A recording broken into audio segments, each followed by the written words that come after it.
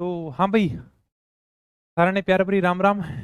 उम्मीद करूँ सारा बढ़िया होगा, मस्त होगा, बिंदास होगा। तो हमने किसान आंदोलन पढ़ लिए हैं। इसके बाद में जो अपना अगला पार्ट है उसका नाम है जनजाति आंदोलन। आज का टॉपिक अपना ये है भाई, जनजाति आंदोलन। जिस प्रकार से किसानों ने आंदोलन किए उसी प्रकार से राजस्थान में जो जनजाति हैं, जैसे भील है, ग्रासिया है, मीणा है, इन्होंने भी आंदोलन किए थे। किसानों ने आंदोलन किए उसके कारण हमने क्लासों में देखे थे। ये खूब सारे जैसे लांटा कुंता है, लाग बाग है, बेगारी कर है। जनजाति ने आंदोलन किए, इसके पीछे भी कुछ ना कुछ तो कारण रहे होंगे, तभी इन्होंने आंदोलन किए हैं। ऐसे तो चलकर कोई आंदोलन करेगा नहीं। सबसे पहले हम देख लेते हैं भील जनजाति ने कौन कौन से आंदोलन किए हैं। देखो, उदयपुर के आसपास वाला जो क्षेत्र है ना, जहां पर भील जनजाति निवास करती है, उसे हम बोम्मट क्षेत्र कहते हैं। शायद 1 मिनट में देख लेता हूं, फोटो ली होगी मैंने, मैप के अंदर फोटो है। हाँ, ये देखो शुरुआत के अंदर ही है। यहां से आ जाओ, ये आपको मेवाड़ का मैप दिख रहा है और यहां पर आपको दिखाया गया भोमट क्षेत्र। अगर नहीं दिखे तो मैं पीडीएफ दे दूंगा, आराम से देख लेना। ये जो पूरा इलाका है ना, जहां पर भील जनजाति निवास करती है, इस क्षेत्र को भोमट क्षेत्र बोला जाता था। इधर जोधपुर था, इधर सिरोही था, इधर इडर था, इधर विजयनगर है गुजरात के अंदर। ये फिर देखो, इधर जयसमंद झीलवाड़ा है, बारापाल विद्रोह हुआ था उसके बारे में पढ़ेंगे। उदयपुर है, सायरा है, ये इसके आसपास का सीमा वाला क्षेत्र लगता है। तो यहां पर भील जनजाति अत्यधिक मात्रा में निवास करती है। इसे हम क्या बोलते हैं? इस क्षेत्र को हमें भोमट क्षेत्र बोलते हैं। तो सर, भीलों ने आंदोलन क्यों किया भी? भील जनजाति का जो मुखिया होता था, जिसे हम गमेती बोलते हैं, पहले वह 2 प्रकार के कर लेता था। एक कर का नाम था बोलाई कर। बोलाई कर को वर्तमान में हम टोल टैक्स बोल सकते हैं भाई। जैसे आजकल आप कोई भी गाड़ी लेकर जाते हो तो आपसे टोल टैक्स लिया जाता है, उसी प्रकार से पहले भीलों का मुखिया टोल टैक्स लेता था, जिसे बोलाई बोलते थे। अगर कोई व्यक्ति भीलों के गांव से गुजरेगा तो उस यात्री के जान माल की सुरक्षा के लिए भीलों के मुखिया को कर देना होता था। जैसे मान लो कि मैं भीलों के गांव से जा रहा हूं और भील कहेंगे कि देखो, हम आपको कुछ भी नहीं करेंगे, आपके जान और माल की सुरक्षा करेंगे, तो आप हमें कर देकर जाओगे। तो मैं भीलों की मुखिया को एक कर देता था जिसका नाम था बोलाई कर। एक कर तो ये था। एक गांव की चौकीदारी के बदले में कर लिया जाता था, जिसे बोलते थे रखवाली कर। गांव की चौकीदारी कर रहा हूं भी। बिलों का मुखिया गांव वालों को कहता कि देखो, मैं तुम सभी की सुरक्षा कर रहा हूं और इसके बदले में मुझे तुम्हें कर देना पड़ेगा। क्या इस कर का नाम क्या होगा? रखवाली कर होगा। मेवाड़ के महाराणा भीम सिंह ने अंग्रेजों के साथ में क्या कर ली थी? सहायक संधि कर ली थी भी। अंग्रेजों के साथ में सहायक संधियां हुई तो अंग्रेजों ने भिल्लों को कह दिया कि अब आप किसी से टैक्स नहीं लोगे, क्या कोई कर नहीं लोगे, अब टैक्स लेने का काम हमारा होगा। अंग्रेजों की तरफ से जो पॉलिटिकल एजेंट था उसका नाम था कर्नल जेम्स टोड। ये पॉलिटिकल एजेंट थे मेवाड़ के।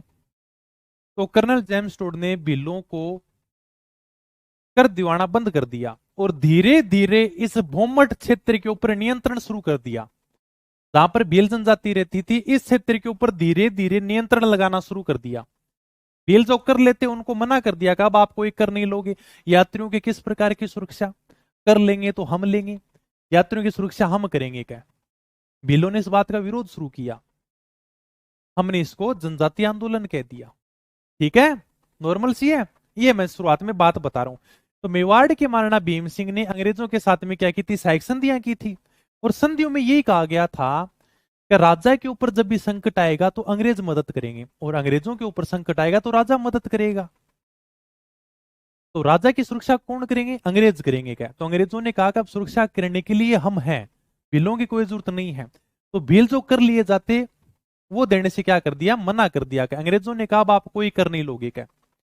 मेवाड़ के politic agent colonel James Tod ने मेवाड़ क्षेत्र के ऊपर नियंत्रण लगाना शुरू कर दिया। मेवाड़ क्षेत्र के अंदर जो बोम्मट वाला क्षेत्र था, जहां पर भील जनजाति निवास करती थी, इसके ऊपर अंग्रेजों ने धीरे धीरे खुद का नियंत्रण स्थापित शुरू कर दिया।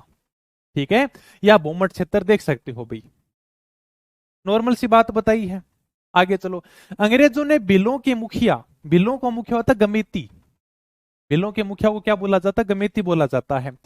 तो इनके द्वारा लिए जाने वाले, एक तो रखवाली कर था, रखवाली कर जिसे हम क्या बोलते हैं, चौकीदारी बोल सकते हो भी एक प्रकार से। ठीक है, मैं आप सबकी क्या कर रहा हूं, रखवाली कर रहा हूं क्या, तो चौकीदारी कर। एक होता था बोलाई कर, यानी कि राजमार्ग की रक्षा के लिए अगर कोई व्यक्ति जा रहा है उससे यानी कि कर लिया जाएगा, जिसे बोलते थे बोलाई कर। इनके ऊपर रोक लगा दी, जिसका विरोध भीलों ने किया। पहले भील का जो मुखिया होता था वो दोनों कर लेता था, अंग्रेजों ने कहा कि अब आप ये दोनों के दोनों करे नहीं लोगे क्या, तो भीलों ने इस बात का विरोध शुरू किया था। तो इस प्रकार से भील जनजाति है वो आंदोलन शुरू करेगी। अब हम सबसे पहले देखते हैं बारापाल भील विद्रोह है, जो 26 मार्च 1881 को हुआ था। सर ये क्या था, ये भी एग्जाम में आया हुआ है। भील जनजाति महुआ के पेड़ से कच्ची शराब बनाती है, जिसे हम कहते हैं मावड़ी शराब। ये आपके सामने महुआ के पेड़ के फल हैं भाई, और इन महुआ के फलों से कच्ची शराब बनाई जाती है भीलों के द्वारा। करते क्या है, ये महुआ के जो फल हैं इनको धूप में सुखाते हैं, फिर इनको बर्तन में पानी के साथ में मिला देते हैं, उसको आग के साथ में गर्म किया जाता है। जब आप इनको गर्म करोगे तो भाप निकलेगी, भाप को एक नली के माध्यम से दूसरे बर्तन में इकट्ठा किया जाता है, और जो ठंडी हो जाएगी ना वो मावड़ी शराब होगी भाई। अंग्रेजों ने भीलों की मावड़ी शराब के ऊपर रोक लगा दी, कहा गया यार ये हाथ से बनाई हुई देसी शराब नहीं चलेगी क्या।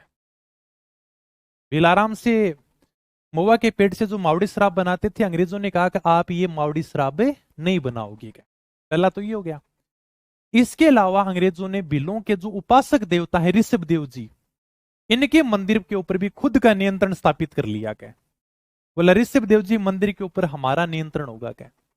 तब होगा बारापाल भील विद्रोह है। भीलों ने विद्रोह किया, क्या क्या कारण थे। पहला कारण तो यही था सर कि देखो महुआ के पेड़ से एक मावड़ी शराब बनाते हैं भील जनजाति, उसके ऊपर अंग्रेजों ने रोक लगा दी।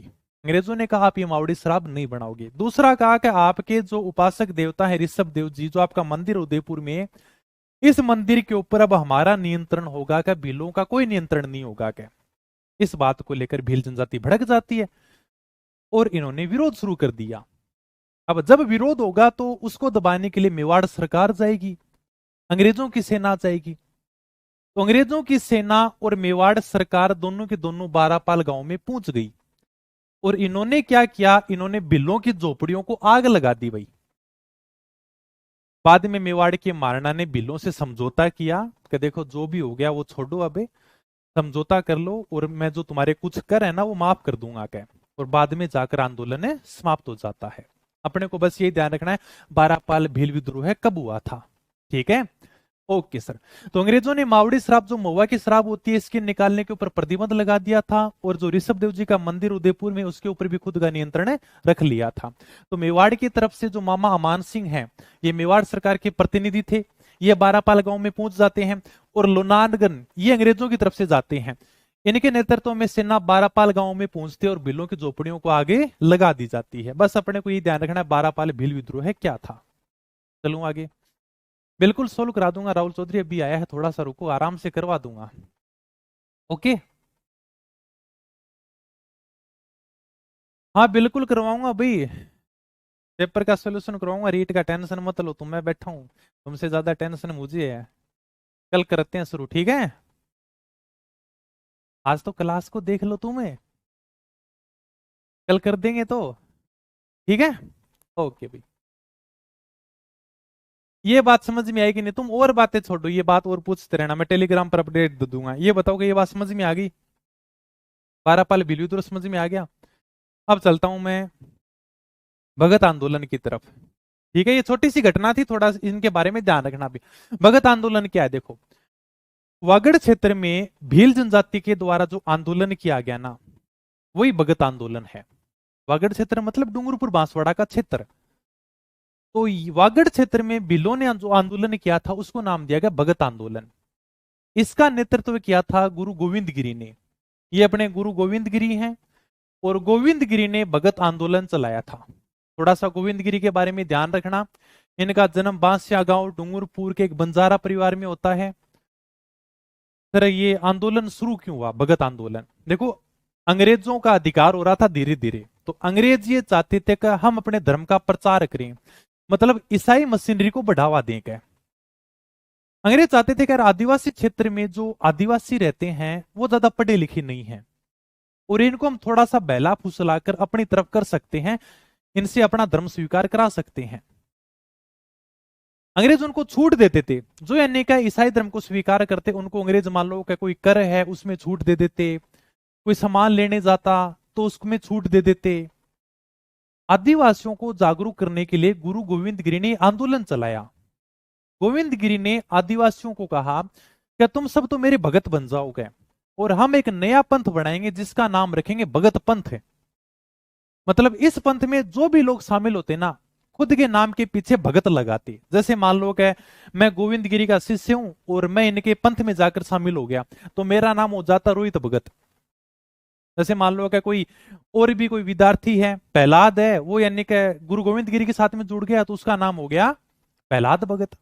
सबके नाम के पीछे भगत लगाते और इस आंदोलन का नाम ही बाद में क्या पड़ गया, भगत पंथ हो गया। क्या इसके अलावा आध्यात्मिक शिक्षा देते थे तो गोविंद गिरी ने डूंगरपुर के बेड़सा गांव में धूनी लगा ली। भाई धूनी तो समझते हो, आज भी जैसे बाबा जी धूनी लगा लेते हैं, तो एक प्रकार से बाबा जी थे आराम से धूनी लगाकर बैठ गए और बिल्लों को आध्यात्मिक शिक्षा देना शुरू कर दिया, धर्म की बातें बतानी शुरू कर दी। उपदेश देते आराम से, कोई मेरे जैसा आता है बाबा जी पेट दुख रहा है तो थोड़ी सी विभूति दे देते। आप कभी भी देखना कि कोई भी अगर संत संप्रदाय होता है ना तो उसमें सबसे ज्यादा महिलाएं जुड़ती हैं। उसका बड़ा कारण है कि जितने भी संत हुए, जितने भी बाबा हुए ना, सब यानी कि नशे का विरोध करते हैं और नशे का प्रभाव सीधा सीधा परिवार के ऊपर देखने को मिलता है, जिसमें सबसे ज्यादा महिला दुखी होती हैं। यदि कोई बाबा जी, कोई संत है, कोई महान पुरुष है तो नशा छुड़ा देता है ना, तो वह महिला उस संत संप्रदाय से जुड़ जाएगी। हमारे राजस्थान में जितने भी संत हुए हैं सभी ने नशे का विरोध किया है। किसी भी संत संप्रदाय ने यह नहीं कहा कि हमें नशा करना चाहिए। कोई भी उठाकर देख लो, सब ने क्या कहा कि नशा नहीं करना चाहिए। क्या इसलिए महिलाओं की भागीदारी हमें सबसे ज्यादा देखने को मिलती है। उसी प्रकार से गोविंद गोविंद ने अपने आध्यात्मिक शिक्षा देने शुरू कर दी, अच्छे अच्छे प्रवचन देने शुरू कर दिए, नशा छुड़ाने का काम शुरू कर दिया, तो धीरे धीरे लोग है वो इनके साथ में जुड़ना शुरू हो गए और खुद के नाम के पीछे भगत लगाना इन्होंने शुरू कर दिया। ठीक है, तो ये अपना क्या भगत आंदोलन है। अब थोड़ा सा देख लेते हैं भाई। भगत आंदोलन नेतृत्वकर्ता गुरु गोविंद गिरी हैं। गोविंद गिरी का जन्म 1858 ईस्वी में बासिया गांव है डूंगरपुर के अंदर, इसके बंजारा परिवार में जन्म होता है। 1911-1912 ईस्वी के अंदर गोविंद गिरी ने डूंगरपुर के बेड़सा गांव में खुद की धूनी लगाई, आध्यात्मिक शिक्षा देना शुरू कर दिया और भील गतिविधियों का केंद्र बना लिया इस गांव को। यहीं से सारी की सारी भील गतिविधियां शुरू होती थी। ठीक है, और जो भी गोविंद गिरी के नियमों का पालन करते, जो भी इनकी बातों को फॉलो करते, वो लास्ट में क्या लगाते, भगत लगाते। जैसे इनके एक सहयोगी थे जिनका नाम था सुरजी, वैसे नाम तो इनका सुरजी था, लेकिन लास्ट में जब इनके भगत बन गए तो लास्ट में क्या लगाएंगे, भगत लगाएंगे। तो गुरु गोविंद गिरी ने अपने सहयोगी सुरजी भगत के सहयोग से भील जनजाति को संगठित करने का काम किया और इनमें सामाजिक जागृति पैदा की कि हमें समाज में किस प्रकार से रहना चाहिए, महिलाओं को किस प्रकार से स्थान देना चाहिए, अपने को शराब नहीं पीनी चाहिए, क्या घर में मारपीट नहीं करनी चाहिए, सामाजिक बातें की इन्होंने। इसके द्वारा इन्होंने भील जनजाति को संगठित करने का काम किया था। तो ये सहयोगी थोड़ा सा ध्यान रखना, एक बार एग्जाम में पूछ लिया है। अब धीरे धीरे भील जनजाति, ग्रासिया जनजाति गुरु गोविंद गिरी के साथ में जुड़ने लगी। तो इन जनजातियों को संगठित करने के लिए, इनमें आपस के अंदर एकता बढ़ाने के लिए गुरु गोविंद गिरी ने एक सभा की स्थापना कर दी। जब यानी कि ज्यादा लोग जुड़ते तो एक सभा बनानी पड़ती है। तो भीलों, ग्रासिया जनजाति को संगठित करने के लिए गुरु गोविंद गिरी ने क्या की, संप सभा की स्थापना कर दी। संप का मतलब ही होता है कि इनके अंदर आपसी एकता रहेगी, आपसी भाईचारा रहेगा, आपस में प्रेम रहेगा। क्या और इसकी स्थापना 1883 के अंदर गुरु गोविंद गिरी ने शुरू में की थी। तो ये थोड़ा सा ध्यान रखना, ये एग्जाम में पूछा जाता है। संप सभा की स्थापना किसने की थी? गोविंद गिरी ने की थी। कब की थी? 1883 में की थी। कहां पर की थी? सिरोही में की थी। सर क्यों की थी? भील व ग्रास्य जनजाति को संगठित करने के लिए, भीलों को संगठित करने के लिए, आदिवासियों को संगठित करने के लिए इसकी स्थापना की थी। ग्रास्य जनजाति सिरोही में रहती है, तो उनको भी कहा कि आप भी यानी कि संगठन में रहोगे, मजबूत रहोगे। संप का मतलब होता है आपसी एकता में रहो, भाईचारे में रहो और आपस में प्रेम भाव रखोगे। नॉर्मल सी बातें बताइए, ठीक है सर। जंप यानी का संप सभा को बना लिया तो इसके साथ में धीरे धीरे और भी लोग जुड़ना शुरू हो गए। पहले कोई मेरे जैसे एक दो भगत थे, वो जाकर जुड़े, फिर 3-4 जुड़े, फिर 10 जुड़े। तो धीरे धीरे ने कहा ये सभा बड़ी बनती गई। क्या गोविंद गिरी ने कहा यार क्या सभा जब बड़ी होगी तो हम इसका अधिवेशन करेंगे, क्या हर साल अधिवेशन होगा, मतलब बड़ा सारा सम्मेलन बुलाएंगे। क्या 1903 में बांसवाड़ा की मानगढ़ पहाड़ी के ऊपर है इस संप सभा का पहला अधिवेशन बुलाया गया। अधिवेशन मतलब साल के अंदर एक अधिवेशन होता था। जैसे एक प्रकार से कह सकते हैं भी कहा खूब सारे यानी कि उसमें मतलब भाई सारी की सारी जनजातियां आएंगी, आपस में बढ़िया बातें की जाएंगी, खूब सारे लोग इकट्ठे होंगे। तो संप सभा का जो पहला अधिवेशन हुआ था वो हुआ था 1903 के अंदर मानगढ़ की पहाड़ी बांसवाड़ा में। और फिर ये कहा गया कि हम प्रत्येक साल इसी प्रकार से संप सभा का अधिवेशन करेंगे। क्या ये आपके सामने फोटो देखने को मिल जाएगी मानगढ़ पहाड़ी की। यहां पर गुरु गोविंद गिरी बैठकर आदिवासियों को इकट्ठा करते, यहां पर संप सभा का क्या होता था? अधिवेशन होता था। लेकिन 1913 के अंदर 17 नवंबर 1913 का दिन था, उसी प्रकार से संप सभा का वार्षिक अधिवेशन हो रहा था। होता यह था कि संप सभा जो शुरू हुई थी ना, इसके अधिवेशन में पहले तो सामाजिक और धार्मिक बातें की जाती थी। ठीक है, बिलों को जागरूक किया जाता है कि आप शराब मत पियो, अच्छा व्यवहार करो, के ठीक है अपने को संगठित रह के काम करना है। लेकिन धीरे धीरे इसमें राजनीति की बातें होने लगी और संप सभा अब अंग्रेजों का विरोध करने लगी कि अंग्रेज हमारी संस्कृति को खत्म कर रहे हैं, हमसे टैक्स ज्यादा ले रहे हैं, हमको इनको भारत से बाहर निकालना चाहिए। क्या ये बात धीरे धीरे अंग्रेजों को पता चल गई। क्या 1913 में मानगढ़ की पहाड़ी के ऊपर अधिवेशन हो रहा था, खूब सारे बिल है वो इकट्ठे हो गए थे। अधिवेशन में अंग्रेजों को सूचना मिली कि अब की बार भील एक नया देश बनाने जा रहे हैं। किसी ने अफवाह फैला दी कि अब की बार तो एक भीलों का खुद का देश होगा। क्या मेवाड़ से अलग करके खुद का हम एक देश बनाएंगे। क्या हालांकि ऐसा था कुछ नहीं, लेकिन अंग्रेजों को थोड़ी सी भनक लग गई। अंग्रेजों की पुलिस ने भीलों को चारों तरफ से घेर लिया। यहां पर पहाड़ी के ऊपर सम्मेलन हो रहा था और अंग्रेजों की पुलिस आई और इन्होंने भीलों को चारों तरफ से घेर लिया। कर्नल सटन के आदेश के ऊपर गोलियां चलाई गई, जिसमें कहते हैं 1500 भीलव मारे जाते हैं। इसलिए हम इसे क्या कहते हैं? राजस्थान का जलियांवाला बाग हत्याकांड कहते हैं। गोविंद गिरी के नेतृत्व में सारे के सारे भीलव इकट्ठे होते हैं। एक मिनट, गोविंद गिरी के नेतृत्व में भील सारे के सारे इकट्ठे होते हैं। इनके शिष्य थे पुंजा धीर जी, दोनों को गिरफ्तार किया गया और इनको आजीवन कारावास की सजा दी गई। कभी देखो आपकी कमी के कारण ही इतने भील मारे गए हैं, हमें गोलियां चलानी पड़ी हैं। खुद के ऊपर तो जिम्मेदारी ली नहीं, सारी की सारी बातें इनके ऊपर डाल दी है, तो आप इस बात के जिम्मेदार हो। जेल में भेज दिया। गोविंद गिरी का व्यवहार बहुत बढ़िया था, इसलिए उनको 7 साल के बाद में छोड़ दिया गया।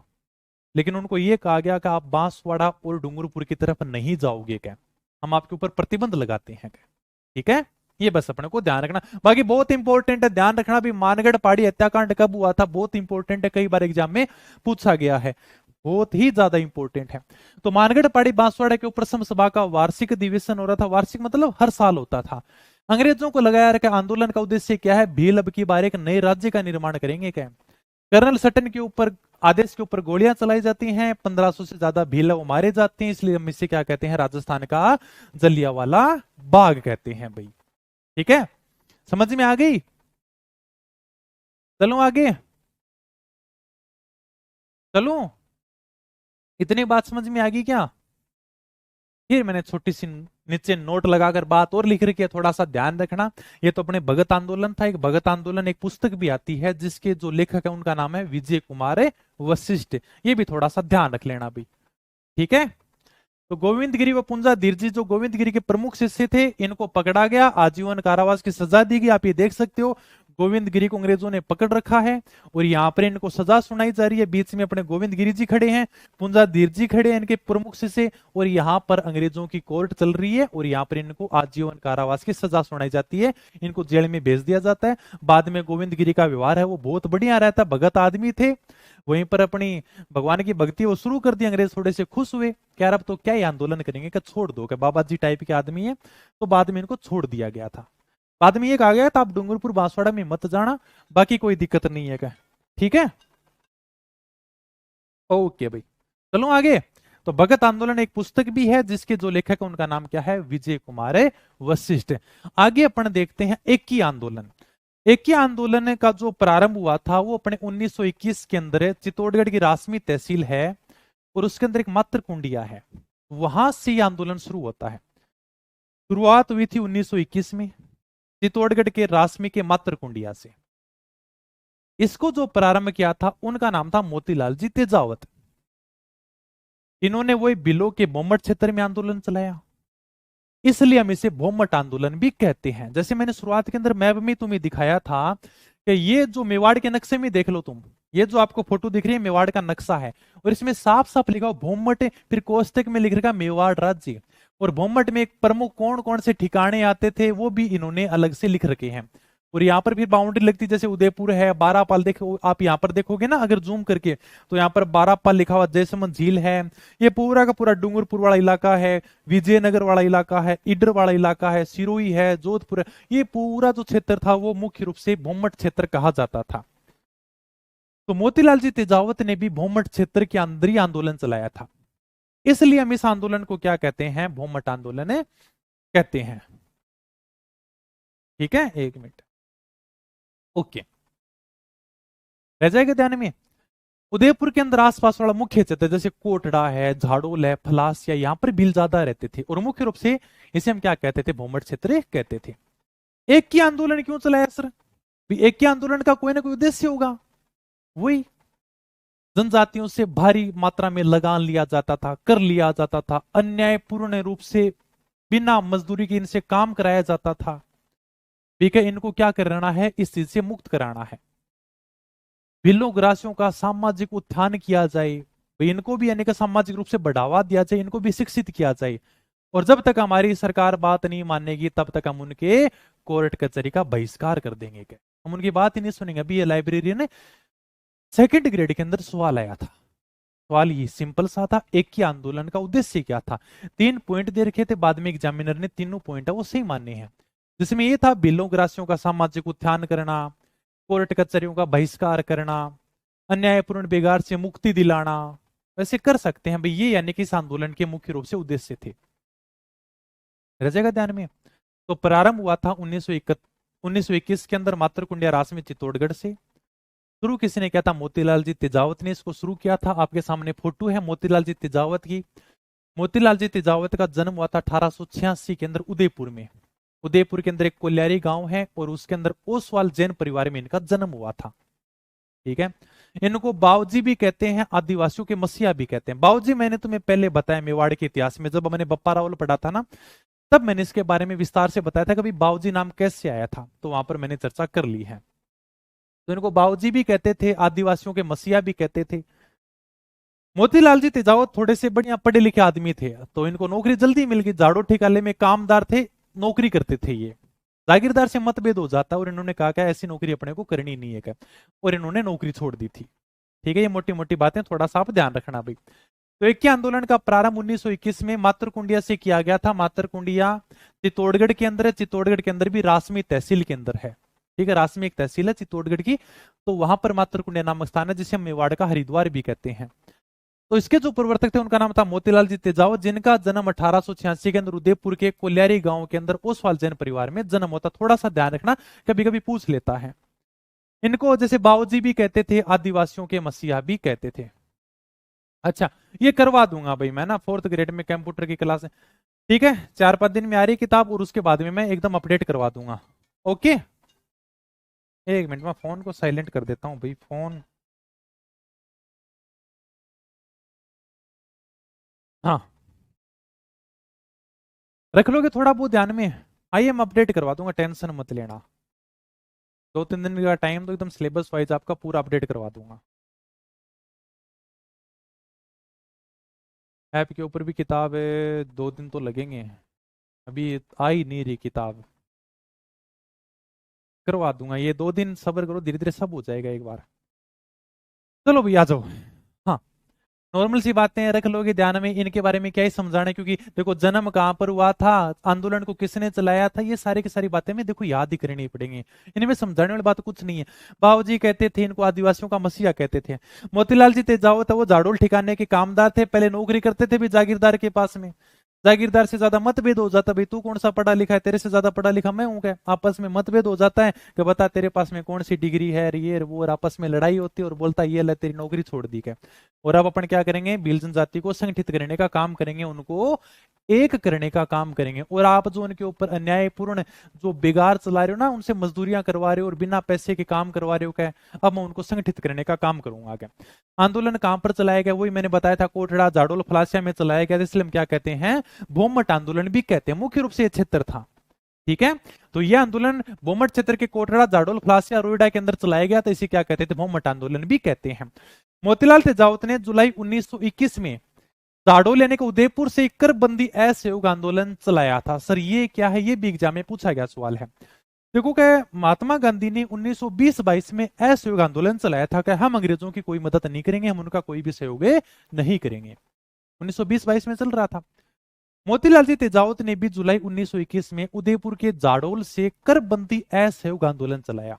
इसका मतलब ये था कि जब तक बिलों की मांग नहीं मानी जाएगी तब तक हम मेवाड़ सरकार का कोई सहयोग नहीं करेंगे और हम उनको किसी प्रकार का टैक्स नहीं देंगे, किसी प्रकार का कर नहीं देंगे। कर बंदी, आज से कर मतलब टैक्स है ना, वो क्या है, बंद है क्या, देंगे ही नहीं क्या।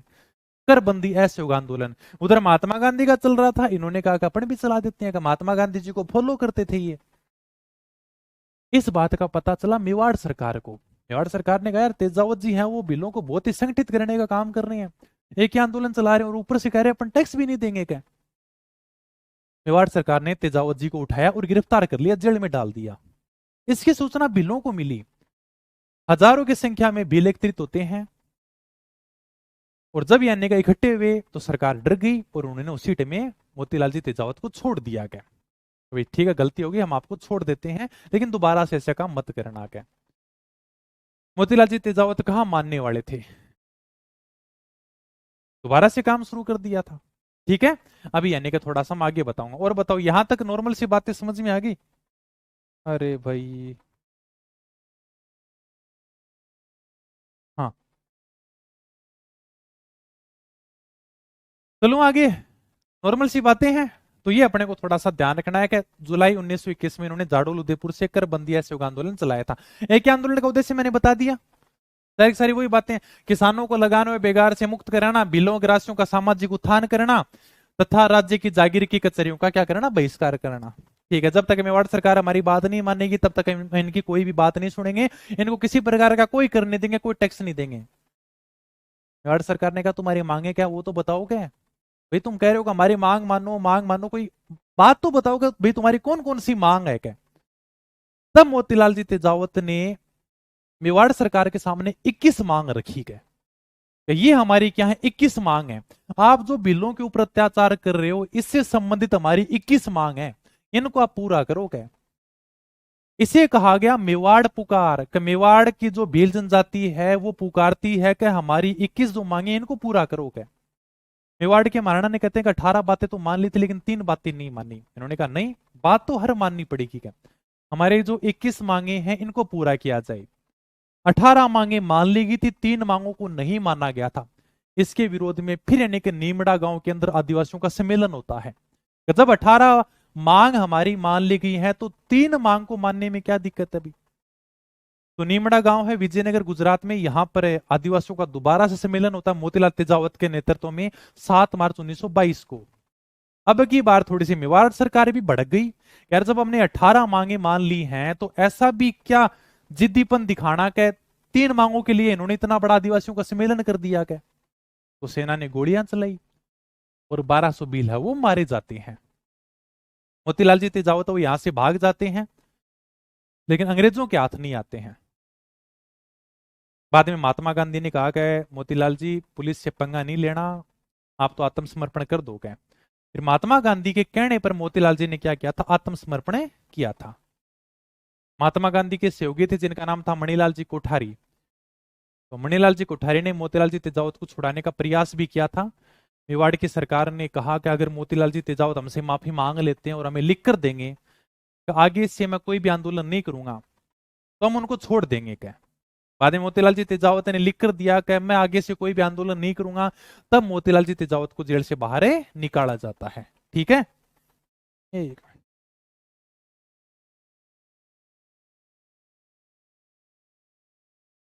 हाँ ओके।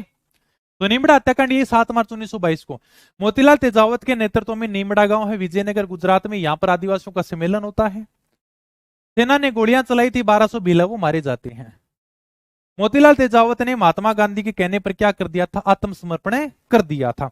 महात्मा गांधी के सहयोगी थे मणिलाल जी कोठारी ने इनको उदयपुर जेल से बाहर निकालने का प्रयास किया था। रख लोगे थोड़ा सा ध्यान में। नीमड़ा हत्याकांड 7 मार्च 1922। मोतीलाल जी तेजावत के नेतृत्व में नीमड़ा गांव के अंदर आदिवासियों का सम्मेलन होता है। सेना के द्वारा गोलियां चलाई जाती, सेना भी भड़क गई यार, जब 3 मांगों के लिए क्या इतना बड़ा सम्मेलन करना क्या। तेजावत जी के नेतृत्व में सम्मेलन हो रहा था, सेना के द्वारा गोलियां चलाई जाती हैं, 1200 भीलव मारे जाते हैं। मोतीलाल जी तेजावत तो यहाँ से भाग जाते हैं, अंग्रेजों के हाथ नहीं आते हैं। महात्मा गांधी ने कहा कि तेजावत जी अपने को पुलिस से पंगा नहीं लेना, आप तो समर्पण कर दो, सबसे बेस्ट है, बाद में मैं छुड़ाने का काम है वो कर लूंगा आपको क्या। तो तेजावत जी ने समर्पण कर दिया, सरकार ने पकड़कर जेल में डाल दिया। महात्मा गांधी के सहयोगी थे मणिलाल जी कोठारी, ये मेवाड़ सरकार के पास में पहुंचे, तो तेजावत जी को गिरफ्तार क्यों कर रखा, छोड़ो इनको क्या, महात्मा गांधी का आदेश है। तो मेवाड़ सरकार ने कहा कि तेजावत जी से लिखा कर दो, आज के बाद में आंदोलन नहीं करेंगे, हम उनको छोड़ देंगे क्या। बोला ठीक है लिख कर दे देंगे क्या। इन्होंने लिख कर दे दिया, बाद में इनको जेल से बाहर निकाला गया। तो ये अपने को क्या रखनी है, थोड़ी बहुत बातें, थोड़ी मोटी बातें हैं वो ध्यान रखनी है भाई। ओके। फिर आगे मैंने थोड़ा सा नोट लगाकर लिख रखा है। तो 1922 ईस्वी के अंदर अमृतलाल विठलदास ठक्कर ने भी भीलों की स्थिति को सुधारने के लिए ऋषभदेव में भील सेवा मंडल की क्या की थी, स्थापना की थी। और ठक्कर बापा ने ही जनजातियों को आदिवासी नाम में दिया था। ये थोड़ा सा ध्यान रखना भी। भीलों की स्थिति को सुधारने के लिए 1922 में अमृतलाल विठलदास ठक्कर ने भील सेवा मंडल की स्थापना की। कहां पर की थी, ऋषभदेव में की थी। ये भी किस में क्वेश्चन आया था, आरएस में आया था, पता नहीं किसी एग्जाम में क्वेश्चन आया था, अभी मुझे याद तो नहीं है, लेकिन ये पूछा था क्या ऋषभदेव इन्हीं भील सेवा मंडल की स्थापना कहां पर की थी, ऋषभदेव के अंदर की थी। और अमृतलाल विठलदास ठक्कर है, मतलब ठक्कर बापा है, वही जनजातियों को आदिवासी नाम है वो देते हैं। फिर एक छोटा सा लसोड़ियो आंदोलन है, उसके बारे में ध्यान रखना। संत माओजी ने चलाया था। मेवाड़ है, वागड़ आसपास को जो क्षेत्र है वहां पर बिलों के अंदर सामाजिक सुधार हो, गांव के अंदर जो अछूत वाली परंपरा चल रही है उसको समाप्त करने के लिए, इसमें सुधार लाने के लिए संत माओजी के द्वारा यह आंदोलन चलाया जाता है। इसके बारे में भी थोड़ा सा ध्यान रखना भाई। Okay sir. शोभालाल गुप्ता ने भी सागवाड़ा के अंदर हरिजन और भीलों के विकास के लिए एक आश्रम की स्थापना की थी। ये थोड़ा सा नोट लगाकर मैंने लिख रखा है। जो शोभालाल जी गुप्त थे, इन्होंने भी भीलों के अंदर स्थिति को सुधारने के लिए इन्होंने भी एक आश्रम की स्थापना की थी सांगवाड़ा के अंदर। रह जाएगा ध्यान में।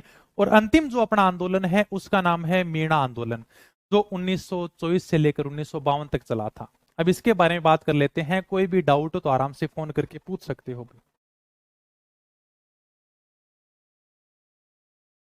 एक मिनट बताओ, तब तक मैं फोन कर देख लूं।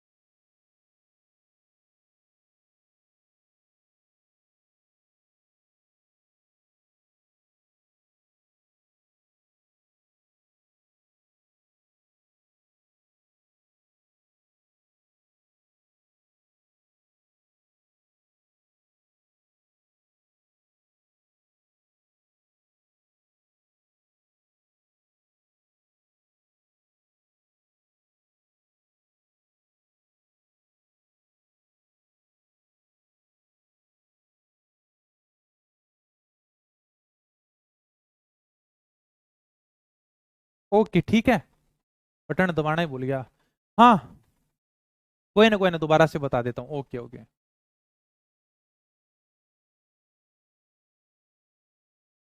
ठीक है कोई बात नहीं। इतना तो समझ में आ गया। अब अपने कोई बात नहीं, अंतिम आंदोलन शुरू करते हैं जिसका नाम है मेन आंदोलन, जो 1924 से लेकर 1952 तक चला था। आ गई आवाज, कोई बात नहीं, ये बटन बंद हो गया था। हाँ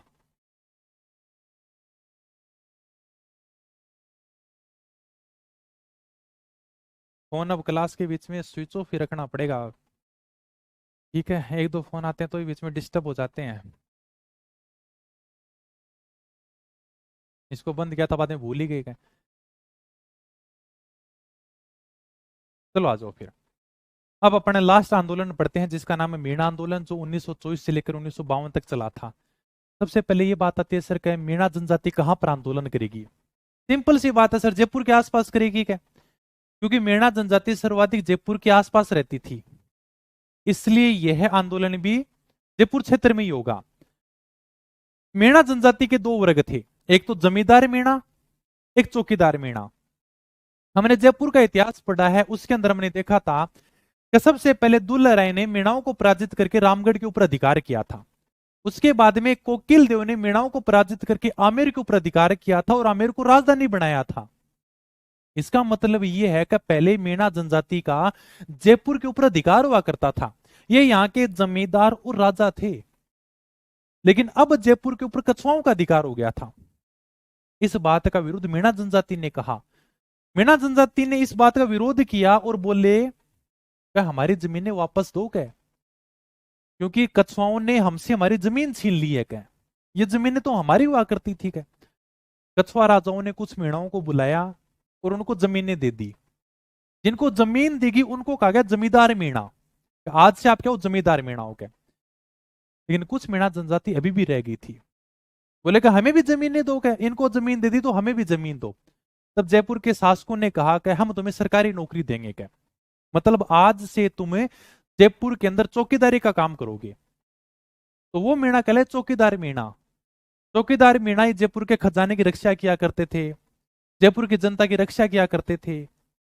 लेकिन जब अंग्रेज आए और जयपुर के राजा ने अंग्रेजों के साथ में सहायक संधि की, तब अंग्रेजों ने कहा कि अब आपके खजाने की रक्षा हम करेंगे, अब आपके ऊपर कोई संकट आएगा तो हम मदद करेंगे क्या।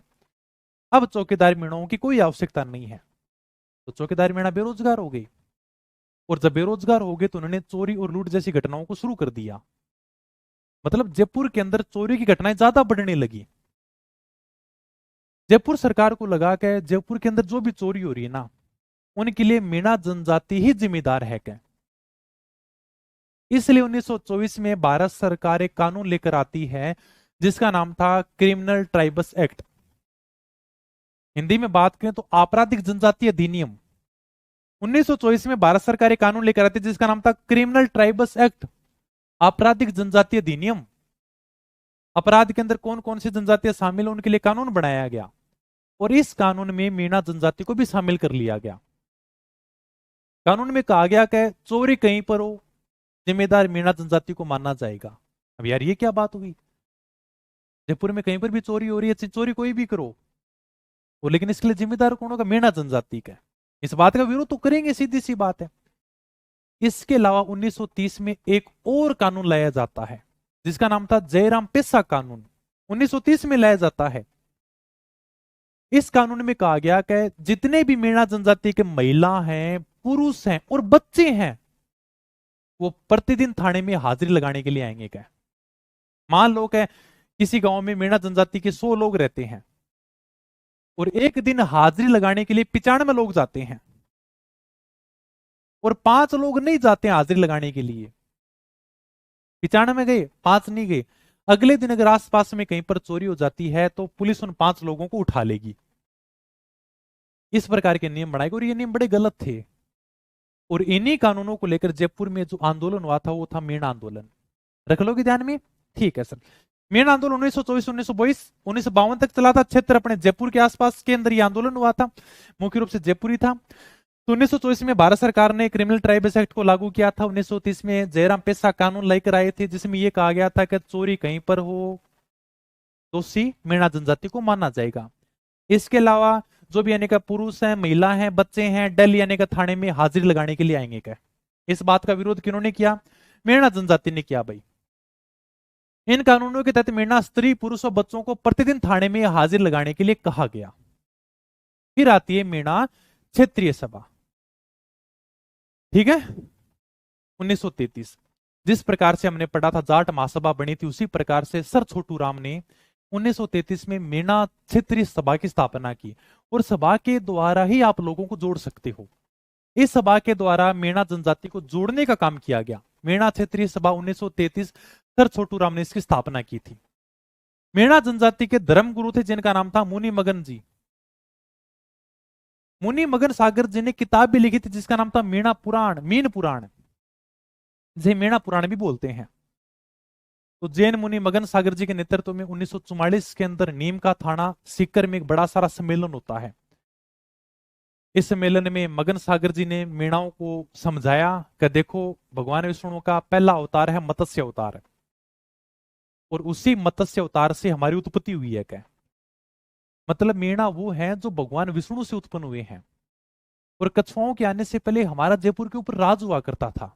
इसके बाद में हमें जयपुर की सुरक्षा की जिम्मेदारी दी गई है, और अब हम आज से चोरी जैसी घटनाओं को बढ़ावा नहीं देंगे, हमें सारे के सारे काम छोड़ देने हैं। क्या सम्मेलन के बाद में मेणा जनजाति में सुधार आया, और वहीं पर एक समिति की स्थापना कर दी जिसका नाम रखा गया जयपुर राज्य मेणा सुधार समिति, मेणाओं के अंदर सुधार लाने के लिए। और बाद में धीरे धीरे चोरी की घटनाएं कम होने लगी। 1947 में जाकर हम आजाद हो जाते हैं। फिर भी दोनों कानून धीरे धीरे चलते रहे, हालांकि वैसे समाप्त हो गए थे लेकिन कई जगह थोड़े थोड़े चल रहे थे। बाद में 1952 के अंदर पंडित हीरालाल शास्त्री प्रयास करते हैं, करे यार ये दो कानून तो अंग्रेजों वाले अब तक चल रहे हैं क्या। फिर जाकर 1952 में दोनों कानूनों को समाप्त किया जाता है, और तब जाकर आंदोलन समाप्त होता है। बस यही बात थी, और इसी के साथ में आपके जनजातीय आंदोलन वो सारे के सारे कंप्लीट हो जाते हैं। ठीक है। मेणा क्षेत्रीय सभा 1933 सर छोटू राम ने सभा के द्वारा मेणाओं को आपस में जोड़ने का काम किया। 1944 में नीम का थाना सीकर के अंदर जैन मुनि मगन सागर जी हैं अपने, इनके नेतृत्व में एक बड़ा सारा सम्मेलन होता है, और बंशीधर शर्मा की अध्यक्षता में जयपुर राज्य मेणा सुधार समिति का गठन किया जाता है। 1952 में हीरालाल शास्त्री के प्रयासों से दोनों कानून समाप्त कर दिए जाते हैं, और फिर जाकर आंदोलन समाप्त हो जाता है। तो ये अपने थे भाई साहब जनजातीय आंदोलन जो आपके कंप्लीट हो जाते हैं। ज्योग्राफी की किताब आ रही है, अब स्टार्ट कर देते हैं न्यू ज्योग्राफी। मैं आपसे पूछ लूंगा भाई क्या शुरू करना है यूट्यूब के ऊपर, फिर अपन जल्दी इसको स्टार्ट कर रहे हैं। ओके ठीक है। और बाकी कोई बात हो क्लास कैसी लगी तो मुझे आराम से बता देना। हाँ सर जी पॉलिटी भी कराया को, पॉलिटी होगी ना भाई, आज क्लास लेने का था लेकिन फिर आज थोड़ा सा डिस्टर्ब हो गए, 2-3 क्लास और बचे, पॉलिटी कंप्लीट करा दूंगा। चलो पेपर आ गया तो कोई बात नहीं, कल वीडियो लेके आते हैं। तो मिलेंगे नई वीडियो में, तब तक धन्यवाद, थैंक यू, जय हिंद जय भारत।